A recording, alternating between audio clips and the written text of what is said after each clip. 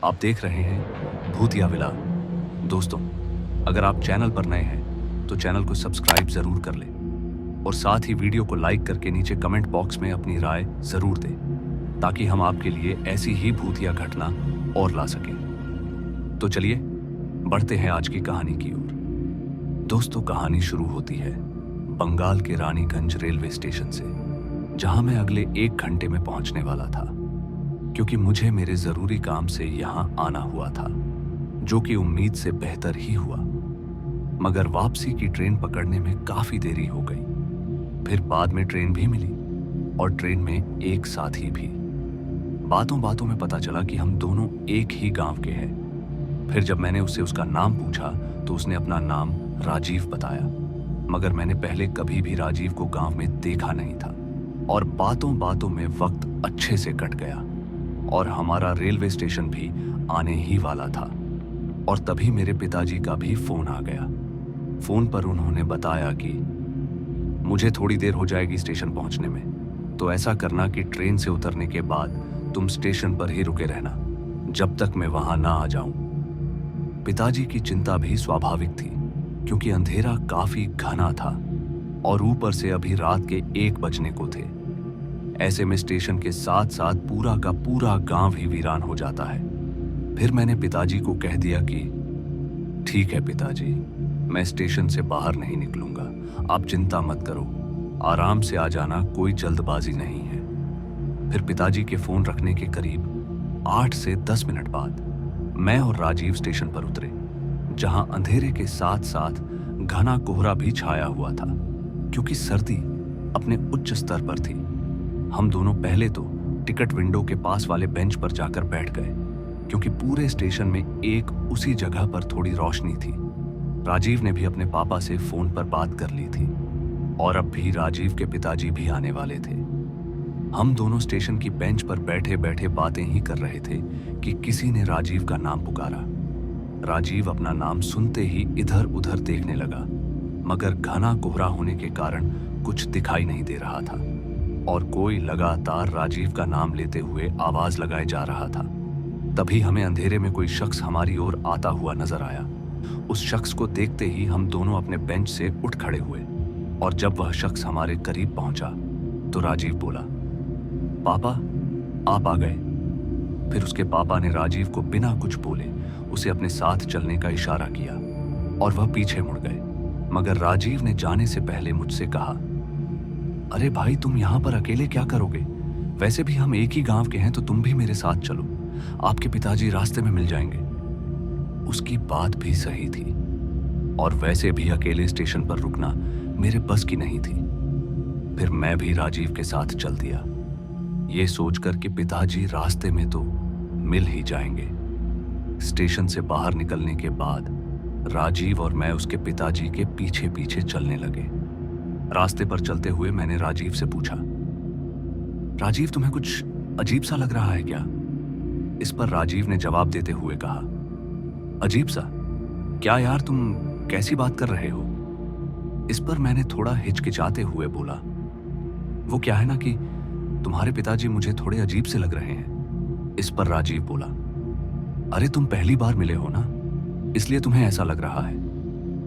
राजीव ये सब बोल ही रहा था कि इतने में ही उसके पिताजी गांव का पक्का रास्ता छोड़कर कच्चे रास्ते की तरफ चल दिए। ये देखकर राजीव एकदम से बोल पड़ा, पापा, ये आप किधर जा रहे हो? मगर राजीव के पापा किसी भी बात का ना तो जवाब दे रहे थे और ना ही उसकी ओर पलटकर देख रहे थे। वह मजे से उस कच्चे रास्ते पर चले जा रहे थे।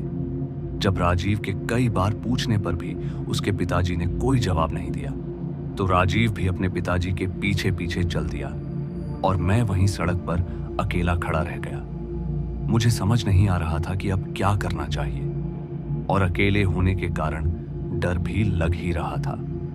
फिर कुछ देर सोचने के बाद मैं भी उसी रास्ते पर चल दिया जिस रास्ते पर राजीव अपने पिताजी के पीछे पीछे गया था। फिर उस रास्ते पर कुछ आगे जाने पर मुझे एक बड़ा सा गेट नजर आया। जब मैं उसके करीब पहुंचा तो मैंने देखा कि वह कोई कब्रिस्तान है, जिस वजह से अब मेरी हिम्मत नहीं हो रही थी कि मैं उस कब्रिस्तान के अंदर दाखिल हूं। इसलिए मैं उसी कब्रिस्तान के गेट पर खड़ा राजीव को इधर उधर देखने लगा और तभी मुझे कब्रिस्तान में कुछ हिलता हुआ नजर आया। फिर जब मैंने ध्यान से देखा तो मुझे लगा कि कोई कब्रिस्तान में पड़े पत्थर की शिला पर कोई बैठा हुआ है। इसलिए मैंने उसे आवाज देते हुए कहा, राजीव तुम हो क्या? इस पर वह मुझे इशारे से अपने पास बुलाने लगा, मगर मुझे यह कंफर्म नहीं था कि वह राजीव है या फिर कोई और।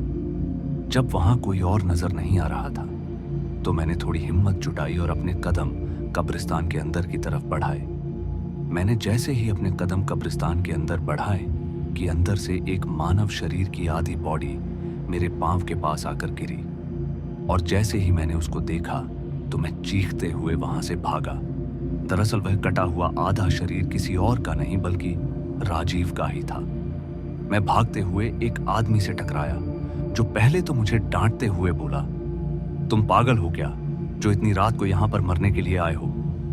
फिर जब उसे एहसास हुआ कि मैं पहले से ही बहुत डरा हुआ हूं तो उसने मुझे शांत करते हुए कहा, बात क्या है और तुम इतनी रात गए यहां पर क्या कर रहे हो? तो इस पर मैंने अपना सारा हाल उसे बताया। मेरी बात सुनने के बाद उस आदमी ने बताया कि मैं इसी कब्रिस्तान का चौकीदार हूं। तुम्हारी किस्मत अच्छी है कि तुम अभी तक जिंदा हो। दरअसल यहां पर ऐसे बहुत से लोगों की लाश दफन है जो अपने साथ हुए बुरे व्यवहार के चलते अशांत और क्रोध में है, जिसके चलते वह रात के समय में बाहर निकलते हैं और आने जाने वाले लोगों से ऐसे मिलते हैं मानो उनका कोई जान पहचान का हो, और उन्हें अपने साथ यहां पर ले जाते हैं हमेशा हमेशा के लिए। इसके बाद उस चौकीदार ने कहा कि चलो मैं तुम्हें तुम्हारे घर छोड़ देता हूं, वैसे भी ये वक्त भूतों का है। फिर मैं चौकीदार के साथ अपने घर की ओर चल दिया। फिर रास्ते में मुझे अपने पिताजी आते हुए दिखाई पड़े। पिताजी को देखकर मैं दौड़कर उनके पास जाने ही वाला था कि उस चौकीदार ने मेरा हाथ पकड़ते हुए रोक लिया और कहा, अरे रुको, इतनी जल्दबाजी ठीक नहीं है। फिर उस चौकीदार ने तुरंत ही कोई मंत्र बोलना शुरू कर दिया और उस मंत्र उच्चारण के तुरंत बाद से वह आदमी, जो मुझे मेरे पिताजी जैसा लग रहा था, अचानक से मेरी आंखों के सामने धुआं बनकर गायब हो गया। यह देखकर मैं तो वहीं पर सुन्न हो गया था। फिर उस रात उस चौकीदार ने मुझे किसी तरह से सही सलामत घर पहुंचाया। फिर घर पहुंचने के बाद मुझे पता चला कि पापा तो तुरंत ही जल्दबाजी में अपनी बहन के घर निकल गए थे, क्योंकि उनके बेटे की हालत काफी खराब थी। और मुझे लाने के लिए उन्होंने गांव के रमेश नाम के आदमी को भेजा था, जो रास्ते में ठेके पर शराब पीकर धुत पड़ा था। मगर मैं ही जानता हूं वो खौफनाक मंजर जो मैंने उस रात देखा था। तो दोस्तों, आज की इस कहानी में बस इतना ही, और मैं आपका दोस्त जल्द मिलूंगा एक ऐसी ही और डरावनी कहानी के साथ। धन्यवाद।